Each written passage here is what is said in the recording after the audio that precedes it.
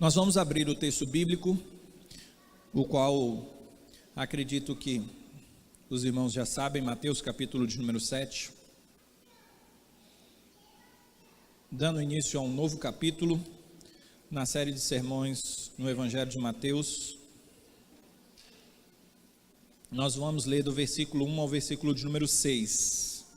Portanto, eu hei de ler o texto e peço que você acompanhe a leitura do mesmo atentamente.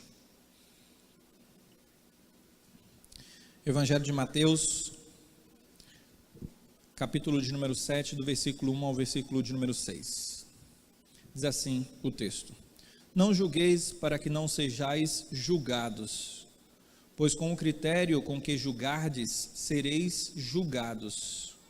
E com a medida com que tiverdes medido, vos medirão também.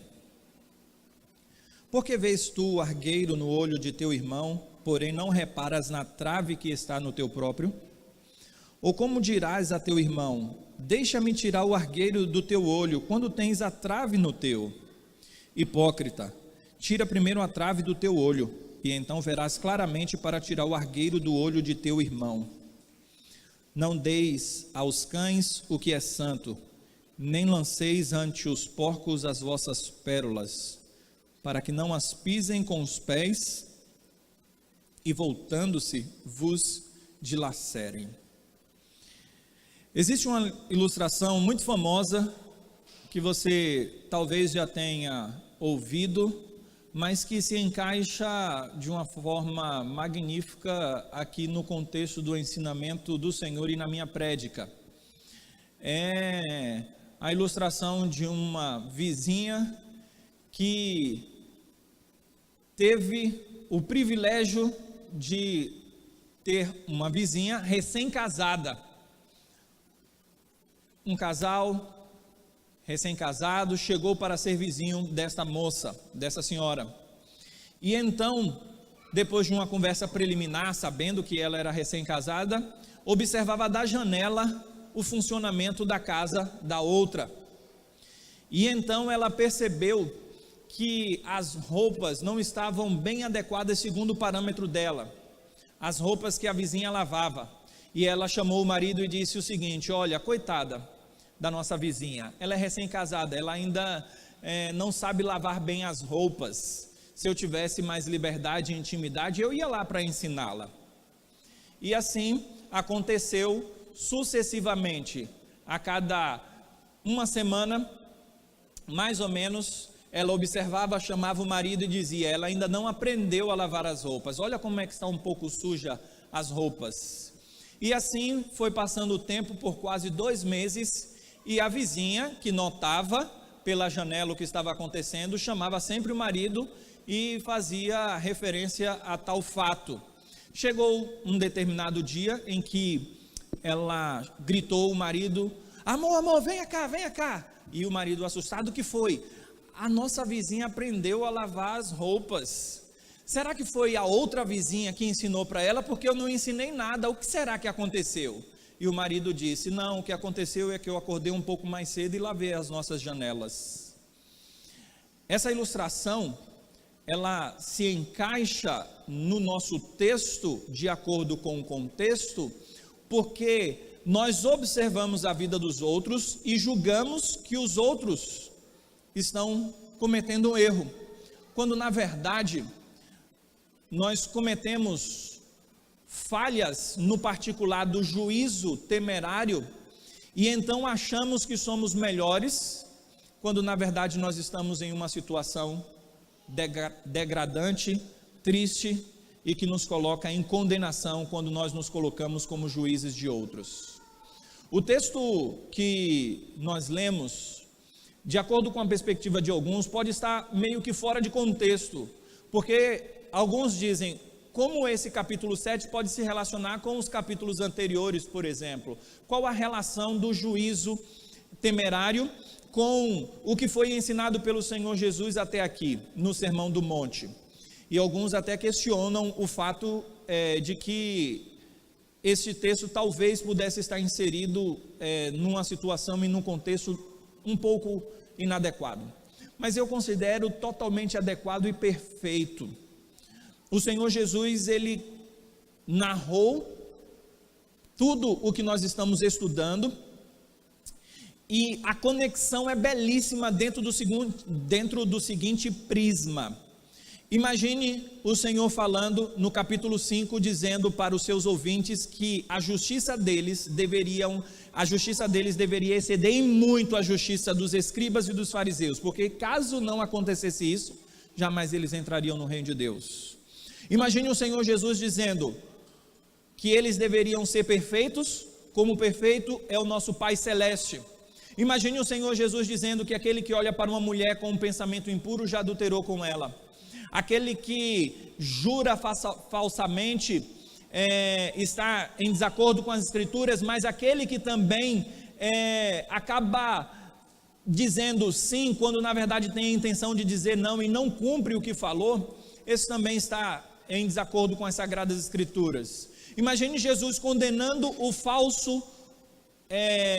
a falsa piedade, a falsa religião, quando alguns oravam, mas oravam com a intenção de mostrar para os outros quem eles eram, ou até mesmo dar esmolas com esse mesmo princípio e jejuar também com esse mesmo sentimento. Imagine todas essas realidades, e alguém poderia dizer o seguinte: esse ensino é belo, magnífico, e eu quero obedecer esse ensino, e então ele vai e coloca em prática. Ele então pode ser facilmente levado a achar que ele é melhor. Ele é facilmente levado a achar que a religião dele é verdadeira porque ele colocou em prática o que Jesus estava falando. Então o contexto aqui diz que há um grande perigo quando nós aprendemos a verdade e ainda assim nos colocamos em uma posição superior a outros. Porque já que o Senhor disse que nós deveríamos ser perfeitos, que a nossa justiça deveria exceder o dos judeus, então facilmente alguém poderia chegar e se considerar como melhor, e o padrão de comparação seria o outro, porque ele haveria de julgar: a religião desse é falsa, olha o que é que ele faz isso e isso e isso, olha, ele gosta do dinheiro, olha, esse é ansioso, já que ele é ansioso, então vamos criticá-lo. E então o Senhor Jesus está nos ensinando que a piedade não perpassa pelo campo do juízo temerário, antes é uma piedade que tem misericórdia do outro, e é exatamente aqui que nós encontramos esse encaixe do sermão, porque nós encontramos a beleza do Evangelho sendo demonstrada na vida prática, na vida da relação com o próximo, e é sobre isso que nós vamos meditar hoje à noite então, sobre o juízo temerário, um perigo iminente. Nós estamos estudando no Sermão do Monte aspectos pecaminosos que fazem parte da cultura e da própria natureza humana. A cultura segue um fluxo, e esse fluxo é o fluxo da nossa própria natureza, inclusive. Falar sobre os outros é algo muito comum, não é verdade? Será que você fala de alguém? Acho que não, né? Você não fala de ninguém, e se falar, só fala bem, não é verdade? Pelo menos você até pensa o melhor dos outros, você só pensa algo de bom quanto ao outro. Eu vou até exemplificar, chamando aqui a sua atenção para mim. Eu duvido que você já tenha pensado alguma coisa contrária à minha pessoa. Eu tenho certeza que se você não fez isso é porque você é um visitante e não me conhece. Mas nesses 2 anos e meio, eu tenho certeza que você já olhou para mim e falou bem assim: olha, o pastor, ele errou nisso. Você emitiu algum juízo de valor quanto à minha pessoa. Gostaria de ampliar mais o raciocínio, porque se eu delimitar muito, talvez você não lembre desse momento, mas eu digo que você já fez isso. Mas ampliando um pouco mais para que a sua memória fique mais fresca, eu gostaria de fazer uma pergunta retórica: será que você nunca emitiu um juízo de valor quanto a outra pessoa e você estava equivocado quanto ao juízo que você emitiu, quer seja por pensamento, quer seja por palavras? É certo que sim. Esse é um pecado cultural, é um pecado que faz parte da natureza humana, ele é cultural e ele faz parte da natureza humana, e nós seguimos o fluxo dessa natureza corrupta e caída que está em nós e no mundo. Inclusive, um cristão antigo, Blaise Pascal, ele disse o seguinte: se todas as pessoas soubessem o que você pensa delas, você não teria nem 3 amigos. Imagine você tendo um ótimo relacionamento com alguém. Se aquele alguém soubesse o que você pensa, talvez ele não fosse tão seu amigo assim.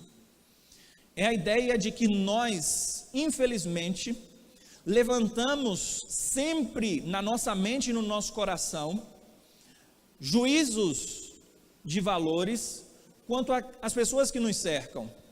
Nós nos comunicamos com o mundo, nós observamos o mundo e nós emitimos constantemente nossas opiniões, quer sejam verbais, quer sejam no próprio pensamento.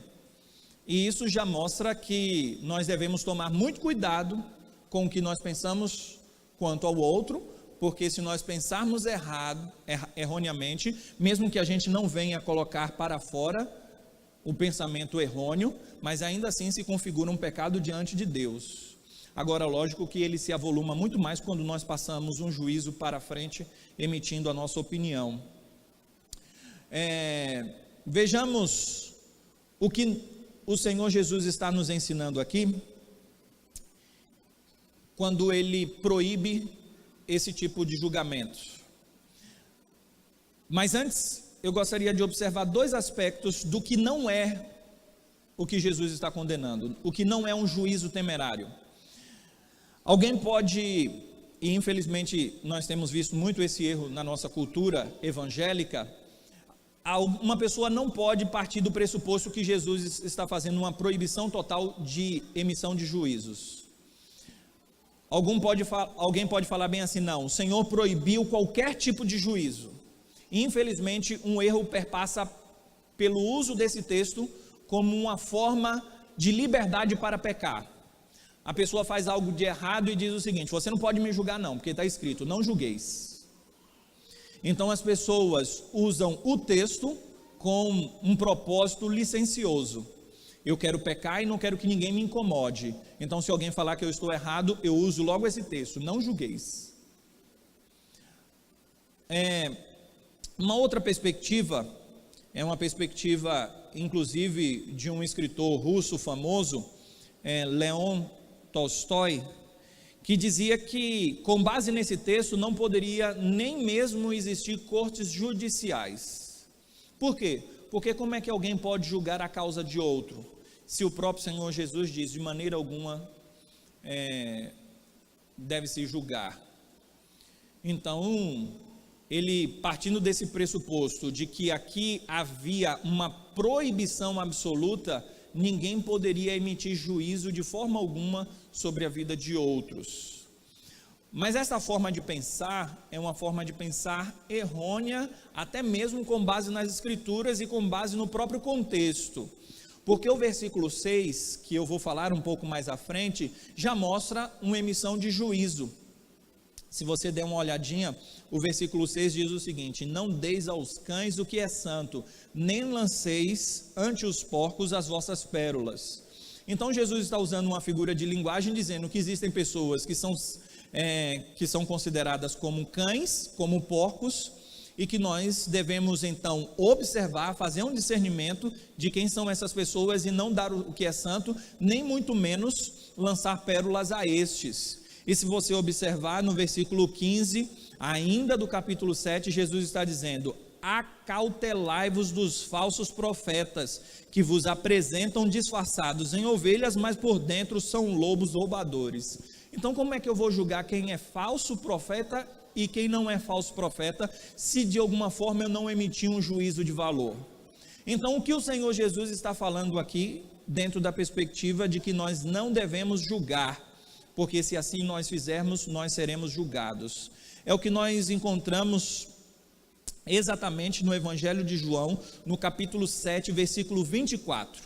Um ensino então aqui do capítulo 7 de Mateus é sumarizado por um versículo no capítulo 7 do Evangelho de João. E o verso 24 diz o seguinte: não julgueis segundo a aparência, e sim pela reta justiça. Então, o que está sendo condenado é aquilo que é chamado de juízo temerário, que é um juízo apressado, que é um juízo com base na aparência, com base em suposições, e não um reto juízo com base em fatos.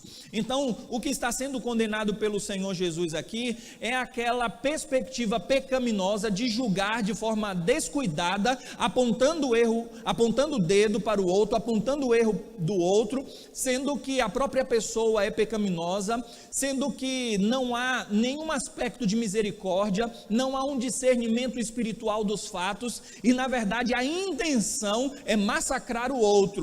É quando nós pensamos no outro como um alvo aonde nós atiramos as nossas flechas. É isso que o Senhor está condenando. Então, lógico que nós podemos julgar segundo o reto juízo. João, capítulo 7, verso 24, diz isso. Agora, o que nós não podemos fazer é julgar pela aparência. E aí é que nós entramos com a expressão juízo temerário. Porque o juízo temerário perpassa exatamente por esse entendimento. É aquele juízo apressado, com base no, eu ouvi dizer que fulano de tal agiu assim. É quando há maledicência, é quando não tem a intenção da restauração do outro, mas da destruição do outro. É quando é baseado no juízo arrogante, de impressões e coisas dessa natureza.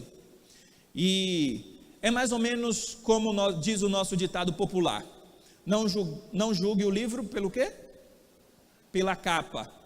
Você não pode julgar apressadamente. Por que você vai julgar pela capa? A ideia é essa. Você pode julgar depois que você ler todo o livro. Agora, não julgue pela capa, porque você vai julgar pela aparência. Então você vai dizer: olha, esse livro aqui é maravilhoso. Por quê? Porque a capa é bonita, porque algumas coisas ditas ali lhe chamaram a atenção. Ou então você vai dizer: não, esse livro aqui não presta não. Por quê? Por causa disso, desse outro aspecto, que foi simplesmente a sua impressão superficial daquele livro.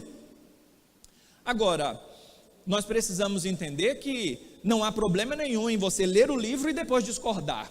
Agora, o que nós estamos falando aqui, com base de comparação, é um juízo simplesmente com base em suposições nossas, com base nas nossas impressões e com base naquilo que nós chamamos de achismo. Eu acho, mas eu não tenho certeza. É tão natural nós fazermos juízos de valores, e a ideia é que nós devemos lutar contra essa nossa tendência natural. Nós temos que lutar contra essa natureza corrupta ajuizada.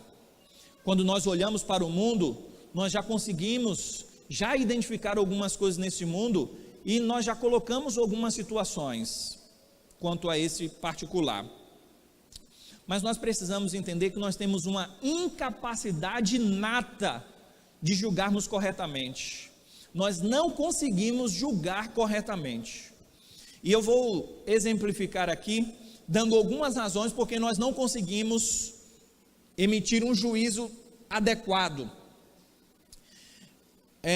A primeira situação é que o nosso conhecimento ele é limitado quanto à essência do saber. O nosso conhecimento, e com base no nosso conhecimento nós vamos para o julgamento, nós não sabemos tudo o que está acontecendo, nós não temos o conhecimento total da esfera daquilo que estamos falando, então o nosso conhecimento ele é limitado, ele não é concreto em toda a essência, e pelo fato dele ser limitado, nós não temos como julgar corretamente. É por isso que nós não devemos confiar no nosso próprio juízo. Eu vou exemplificar. Alguém chega e diz para você uma coisa, e uma outra pessoa que estava experimentando aquele momento diz outra coisa totalmente diferente quanto àquela situação. Como é que você vai ter capacidade de julgar corretamente entre os dois e dizer o seguinte: é 100% de certeza que você tem a impressão correta e esse daqui tem a impressão falsa dos fatos? Como é que você poderia dizer que você é 100% capaz de julgar corretamente com base em fatos que você desconhece? Como, por exemplo, em juízo, e nós já assistimos, você já deve ter assistido vários filmes onde inocentes foram condenados à prisão porque as pessoas desconheciam os fatos. Esse é um aspecto do conhecimento limitado que nós temos. Mas o nosso conhecimento, ele não é só limitado à questão dos fatos, mas à questão empírica, do sentimento mesmo, ou até mesmo da empatia. Por exemplo, você olha alguém e essa pessoa, ela não é tão extrovertida, ela é mais na dela, mais calada, e aí você vai conversar com ela, ela simplesmente lhe responde o que você pergunta, não se abre tanto, e aí você não tem aquele conhecimento empírico nem empático, você não conhece a pessoa e você já julga a pessoa, essa pessoa é chata. E você fala isso, sabe por quê? Porque ela tem um estilo, simplesmente porque ela tem um estilo, e você já chegou à conclusão de que ela é chata, mas você não sabe o que ela passou para ela ser assim, você não sabe por que ela é assim, então nós já chegamos a uma conclusão, e nós já condenamos aquela pessoa. Em terceiro lugar, o nosso conhecimento, o nosso juízo, ele tende a ser imperfeito, porque nós não conhecemos a motivação dos atos das pessoas. Então alguém pode chegar para mim e falar bem assim: pastor, eu gosto muito da sua pessoa, tal, e aí eu já vou emitir um juízo de valor com base no que ele está falando, mas eu não sei qual a motivação dele. E um outro que não fala nada, eu olho assim, aquele que fala, eu gosto mais dele, porque afinal de contas ele está falando que gosta de mim, ele sempre sorri para mim, mas na verdade lá por dentro ele está pensando outras coisas. Então nós não conseguimos julgar motivações. O homem vê o exterior, mas Deus vê o interior. É como o pai que chega em casa, cansado do trabalho, e vê que o filho pegou as panelas que estavam dando sopa, e pegou água, colocou com terra, fez lama e sujou todas as panelas. Aí o pai chega e fala bem assim, chateado: mas menino, como é que você faz isso? Por que você fez isso? E ele lá, com uma motivação tão boa, mas não entendendo nada, diz: papai, eu vi mamãe fazendo um bolo e eu quis fazer um para o senhor. Aí você julgou que o menino é desorganizado,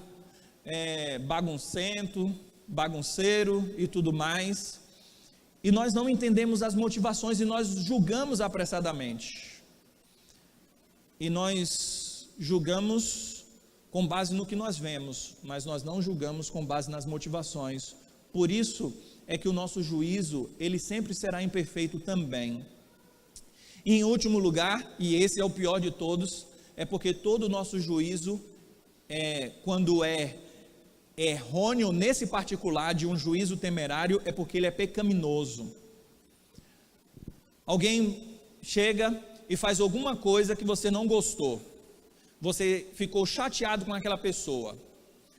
Se ela fizer qualquer coisa, você tem um sentimento de vingança, e se ela fizer alguma coisa de errado, você já julga aquela pessoa com base no sentimento e na tristeza que você tem no coração para com aquela pessoa. Se ela errar, é combustível na sua mão para que você fale para outro, para que você pense o seguinte: eu sabia que ele era assim. Por quê? Porque lá no passado ele fez isso comigo. Então, você não julgou de forma parcial, você julgou com imparcialidade, você julgou com base em um sentimento que você tem no coração, que num ato que aquela pessoa cometeu no passado, que não tem nenhuma relação com aquele ato que ela cometeu naquele momento, mas você já emitiu um juízo por causa de uma tristeza que aquela pessoa causou a você.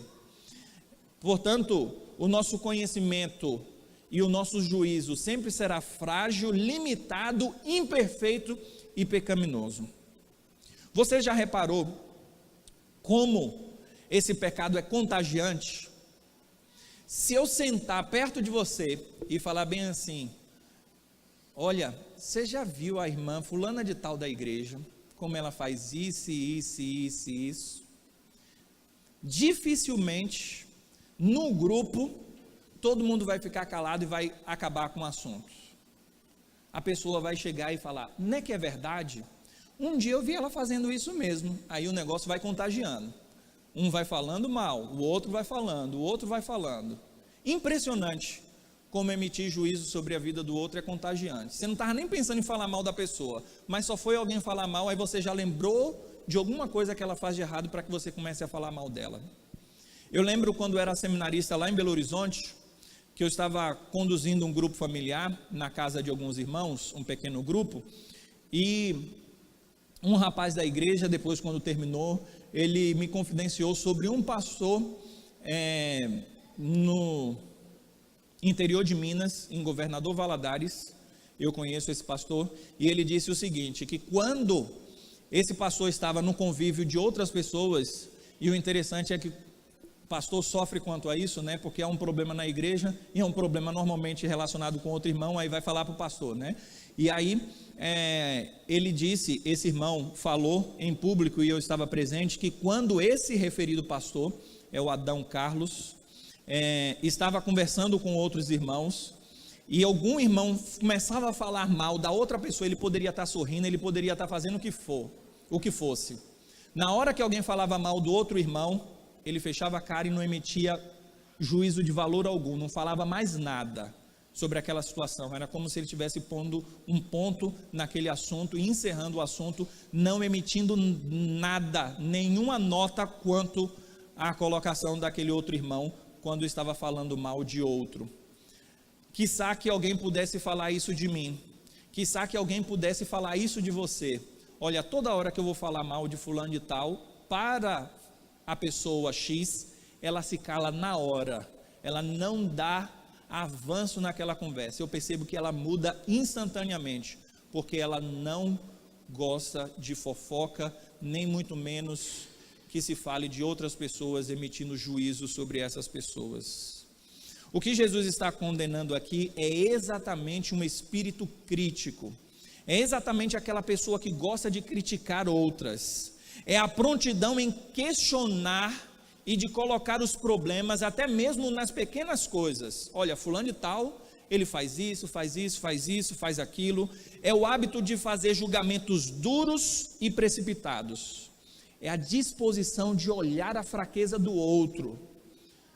Todos nós somos fracos em algum particular, mas parece que aquela pessoa é um espião de Deus. Eu estou aqui para espionar a sua vida, para lhe observar. É sempre o pensar o pior das pessoas e espalhar notícias ruins destes.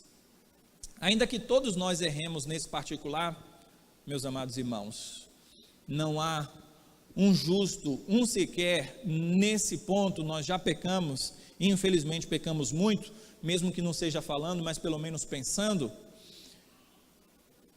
Existem aqueles que são considerados como hipercríticos. Esta é uma falha particular dele. Ele gosta de falar da vida dos outros, ele gosta de criticar a vida dos outros, ele gosta de falar dos erros, ele gosta de fazer apontamento dos erros dos outros, ele gosta de julgar. Ele se colocou como juiz sobre a vida dos outros. Mas por que nós não devemos agir assim? Porque não podemos e não devemos emitir juízos temerários. 3 razões, conforme o nosso próprio texto nos apresenta. O primeiro é simples, direto, forte e certeiro. Porque Jesus proibiu.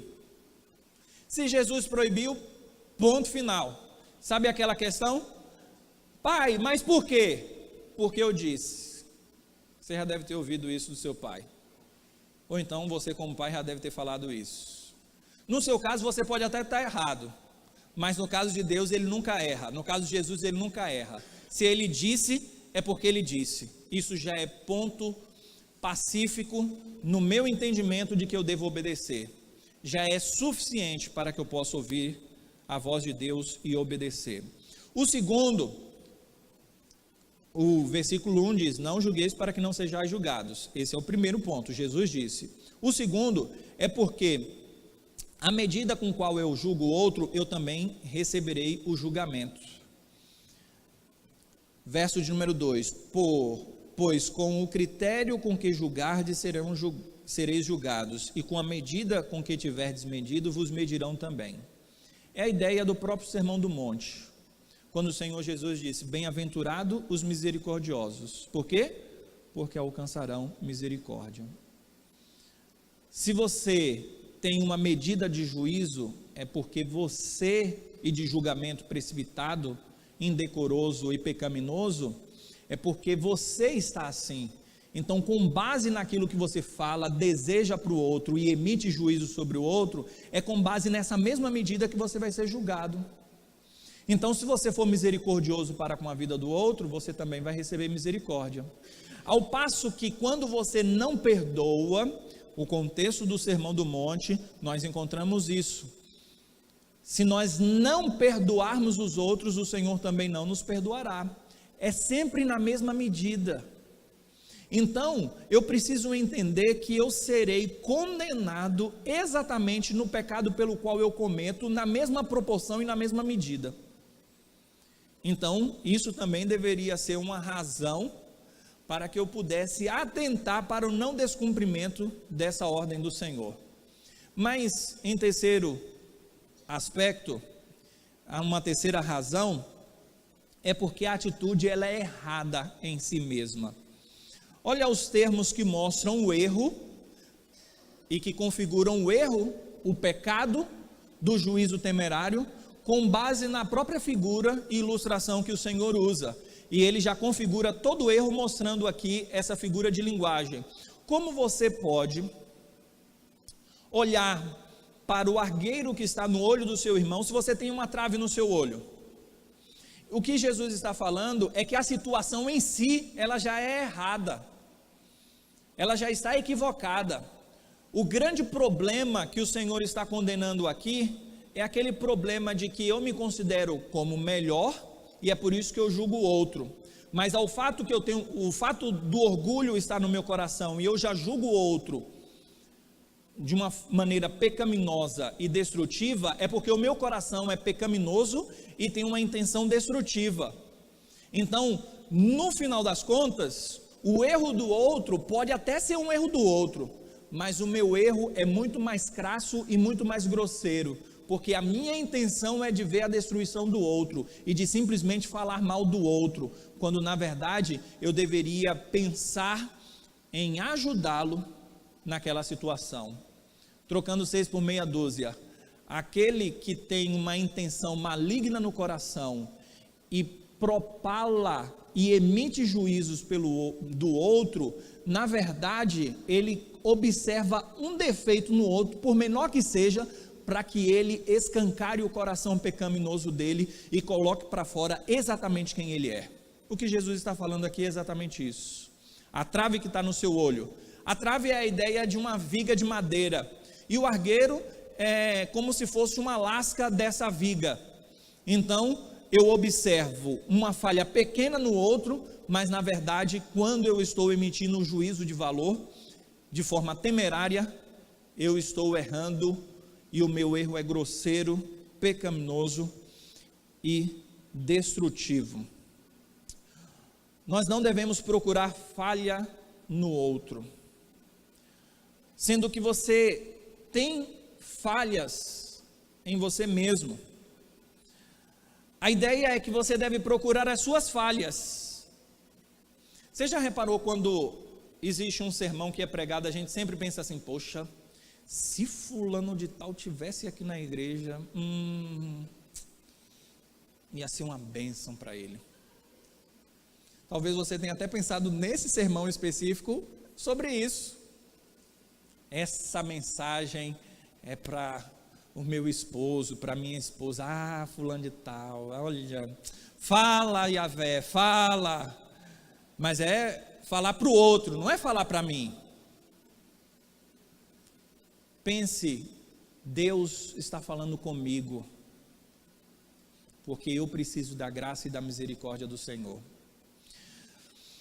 A trave aqui, então, é aquela demonstração de que nós já estamos condenados, e nós facilmente emitimos um juízo temerário, daquilo que é certo e errado, mas com a intenção de condenar o outro. Antes de criticar outros, olhe para a sua própria vida e os erros que estão nela. Porque criticar é natural e fácil. Agora, não é natural nem fácil falar bem dos outros. Mas para criticar, basta que alguém erre e a gente já critica. Então nós precisamos olhar mais para os nossos erros do que para os erros das outras pessoas. E nós devemos olhar mais para os acertos das outras pessoas do que para os erros delas. A crítica de Jesus pode ser traduzida da seguinte forma: nós somos oftalmologistas, cegos, que estamos tentando fazer cirurgia no olho do outro. Eu tenho uma trave que me impede de enxergar corretamente. Eu sou um cirurgião cego e eu estou lá tentando fazer uma cirurgia no olho do outro, sendo que eu não estou enxergando nada. Lógico que quando nós emitimos juízo temerário sobre a vida do outros, nós estamos exatamente nos colocando na situação daquele que nós criticamos. Existem muitas pessoas que chamam a atenção do pecado dos outros porque querem esconder os seus próprios pecados. Então é mais fácil lançar holofotes para os erros dos outros e se esconder na escuridão pelo fato dos holofotes terem sido voltados para o outro. E ali ele tem um local muito mais propício de, na escuridão, se esconder com o seu pecado da crítica. A lógica é simples no ensinamento do Senhor Jesus. Falamos mal das pessoas porque somos pessoas más. Pensamos no coração mal das pessoas porque o nosso próprio coração é mau. Nos escondemos nas nossas palavras para que não sejamos notados na maldade do coração. E a pessoa que critica chama a atenção para o suposto erro do outro, mas a sua intenção é exatamente pecar, ainda que não seja uma intenção cognitiva em todos os aspectos do entendimento, mas o coração pecaminoso só vai produzir pecados direcionados ao que há no próprio coração, e esses pecados muitas vezes são involuntários. Nós julgamos as pessoas pela roupa que ela usa. Às vezes alguém entrou na igreja ou você conheceu alguém, você olhou a roupa dela, você já fez um raio-x da vida dela. Nós julgamos as pessoas pela igreja que ela frequenta. Eu sou da Universal do Reino de Deus. Vixe, coitado, é um miserável, não sabe nada, não entende nada. Já taxou, já fez um raio-x e já deu uma sentença para ele. Talvez até já tenha dito assim: vai para o inferno porque está naquela igreja. Julgamos as pessoas pelo bairro que ela mora. Julgamos pelo estado que ela nasceu. Se falou que é baiano, carioca, pronto. A outra pessoa já olhou e já fez um raio-x. Esse é preguiçoso, esse é malandro. As pessoas julgam até pelo time que torce. Coitado do Tom, que é corintiano, já ouviu muito isso. Quem age assim não está vendo a trave que está no seu olho. Por quê? Porque está julgando segundo a aparência.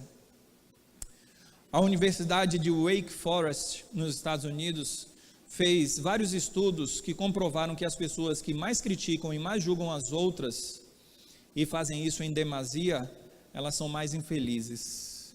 E a ideia da pesquisa, que inclusive foi publicada na revista de Personalidade e Psicologia Social, mostrou que essas pessoas, ao ver, analisar, essas pessoas, aquelas que viam as outras com bons olhos, elas tinham um indicador de ser uma pessoa mais feliz. Em contrapartida, aquele sentimento de desgosto e de crítica demonstrava que aquela pessoa era infeliz e ela simplesmente transmitia o que estava no coração dela. A pessoa que tivesse uma percepção positiva do resto das pessoas, isso indicava satisfação com a sua própria vida. Na verdade, eles não perceberam nada mais, nada menos do que o que Jesus está falando aqui. Com outras palavras, o que Jesus está falando é que eu condeno os outros porque eu já estou condenado. Eu falo do argueiro no olho do outro porque eu tenho uma trave no meu. Eu coloco para fora com os lábios o que está dentro do coração. O que eu falo dos outros demonstra exatamente o que eu sou. Eu gostaria de dizer que nós temos que colocar em prática o ensinamento do Senhor. Tira primeiro a trave que está do seu olho, para que depois você vá ajudar o seu irmão. Mas é ajudar no sentimento de misericórdia e não de julgar para a destruição. Nós só estaremos habilitados para ajudar o outro e não condená-lo quando nós agirmos dentro dessa realidade. A lição que eu gostaria de deixar nesse ponto específico é: não alimente um espírito crítico. Você já viu aquela pessoa que critica tudo, que fala mal dos outros constantemente e que ela é ranzinza em criticar, ela é carrancuda em emitir juízo para outros, ela fala do outro com muita facilidade e fala mal? É aquela pessoa crítica por natureza. São chamados de hipercríticos. Se você conhece alguém assim, ou se você é assim, saiba que você tem na sua vida aquilo que é chamado de juízo temerário. Você erra nesse particular. Deus não nos colocou como vigia da vida dos outros, nem como juiz. Nós é que nos colocamos como juízes sobre a vida dos outros. Nós não precisamos ficar anotando as falhas das pessoas. Olha, fulano e tal errou nesse particular. Aí depois, no dia de lembrar e falar, eu sei muito bem o erro daquela pessoa, nunca me esqueço. Valorizar o evangelho é viver o evangelho recebido. E nós precisamos fazer isso na vida relacional. O verso de número 6, e é o último verso, e nós findamos o ensinamento com base nesse versículo, mostra que talvez alguns desavisados poderiam pensar o seguinte: já que o cristão não pode fazer e emitir nenhum juízo temerário, então ele é desqualificado para fazer qualquer tipo de juízo ou discernimento. Alguém pode pensar que Jesus está ensinando a falta de prudência no julgamento, ou a falta de discernimento. Olha, não emita juízo algum, porque se você fizer isso, você está equivocado. Mas isso é tolice. O verso de número 6 mostra que nós não devemos fazer o juízo temerário, mas nós devemos fazer o discernimento adequado, e um discernimento espiritual. E ele conta então essa ilustração, que nós não devemos dar o que é santo aos cães, e nem muito menos lançar as pérolas aos porcos. O que Jesus está querendo dizer com essa ilustração? Primeiro, que nós devemos ter discernimento com aquilo que é santo.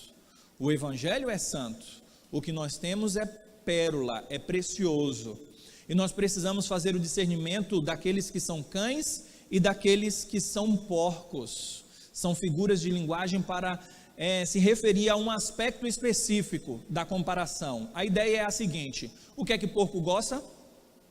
De lixo. E o cachorro de rua, Jesus está se referindo a cães, nesse sentido, o cachorro de rua que come lixo também, que gosta de porcaria.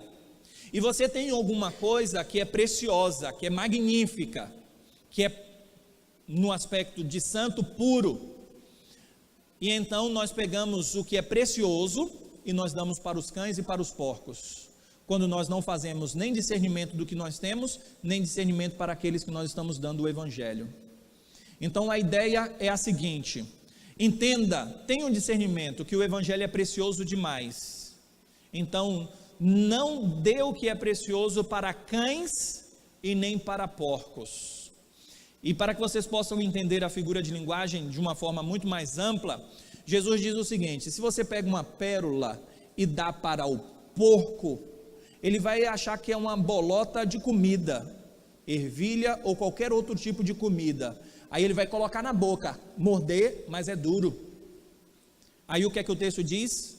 Que o porco então vai pisar, se voltar para aquele que deu e vai dilacerar.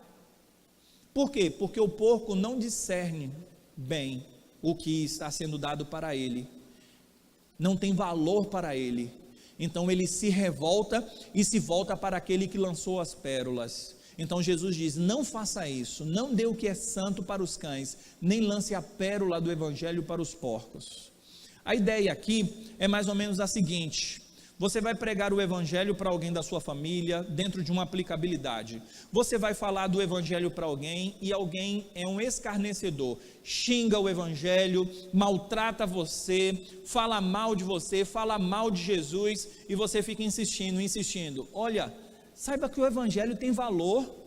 Não pegue isso que é valoroso, que é valioso, e fique dando aí de qualquer forma para outras pessoas. Não entenda a preciosidade do que você tem. Se a pessoa não quer, ela é responsável por não querer. Valorize. Não quer dizer que você vai deixar de pregar o evangelho, mas vá pregar o evangelho para outras pessoas. Você já fez a sua parte. Isso não quer dizer que você vai desistir dela. Ore por ela. Mas o Senhor Jesus nos ensinou que quando os discípulos, os apóstolos fossem pregar, se a pessoa não quisesse receber o evangelho, não, sai daqui. Aí você bate a poeira do pé, bate as sandálias, tira a poeira e vai embora, como sinal de protesto. Não quer receber o evangelho? Ok, eu vou para outro que quer receber. Valorize o evangelho e tenha discernimento daqueles que são cães e porcos. A grande questão é que hoje em dia nós não temos mais esse discernimento do que é o evangelho, e a gente inclusive trata o evangelho como um coitadinho, como Jesus sendo um coitadinho. Olha, Jesus está aqui, está te esperando, venha, venha. E aí trata o evangelho como se fosse trapo, dizendo que você é mais importante, mais valioso até do que o próprio evangelho, até mesmo do que o próprio Senhor Jesus e a salvação que Ele conquistou para nós. E nós invertemos e não conseguimos ter discernimento, e nós tratamos as pessoas sem esse discernimento adequado. Inclusive a própria Didaquê vai falar sobre esse texto, quando ela ensina que nós devemos saber até para quem nós vamos dar a ceia, para fazer discernimento. Alguém que é impiedoso, pecaminoso, não dê o que é santo para ele, não dê pérola para ele, não dê a ceia que é preciosa para alguém que é cão, que é porco. Então nós precisamos, ao passo de que nós não vamos criticar de uma forma temerária, mas nós podemos ter esse discernimento adequado. É isso que o texto coloca dentro dessa conexão belíssima. Gostaria de concluir dizendo que Jesus Cristo foi duro com os fariseus. Ele julgou, mas ele julgou segundo a árvore e os frutos. Ele conhecia a árvore porque ele conhecia os frutos, e Jesus condenou as atitudes deles, mostrando então que não é a falta de juízo que faz com que o evangelho seja um evangelho verdadeiro, porque o próprio evangelho exclui as pessoas. O próprio evangelho tem um poder de exclusão. Aqueles que não recebem o evangelho, o próprio evangelho exclui. Ao passo que esses que eram religiosos, Jesus foi duro e taxativo com estes, mas com muitas prostitutas, com publicanos, Jesus foi misericordioso e deu palavra de misericórdia. Porque o que está em questão aqui é exatamente o que nós lemos na nossa liturgia da parábola do fariseu e do publicano. Não é porque eles eram pecadores, publicanos, meretrizes, que eles receberam o evangelho. Não era por esta condição, mas era pelo fato deles estarem numa condição pecaminosa e entenderem que estava diante deles Jesus Cristo, o Salvador da vida deles. É pelo fato deles reconhecerem que eles eram pecadores, ao passo de que aqueles que eram orgulhosos e não reconheciam que eram pecadores, então eles se fechavam para o evangelho, e o evangelho automaticamente excluía, e Jesus Cristo excluía eles em todos os sentidos, tanto do próprio evangelho, quanto do reino de Deus, quanto da mensagem de salvação. Portanto, que nós possamos ter discernimento adequado, primeiro da nossa própria vida, um discernimento espiritual para que nós venhamos até mesmo perceber: eu tenho sido um cão, um porco, porque eu pego o evangelho, ouço o evangelho e ainda trato mal esse evangelho? Ou será que eu tenho um discernimento adequado ao ponto de olhar para o outro, ser misericordioso para com o outro e ajudá-lo para essa caminhada cristã, para que nós venhamos caminhar juntos rumo ao céu? Conforme é muito colocado em preleções, canções e tudo mais, a pergunta é: de que lado você está? De que lado você quer ficar? Que você possa ouvir a mensagem do evangelho e dizer o seguinte: eu quero seguir o meu Redentor, segundo as palavras que ele me ensinou. E que Deus nos abençoe.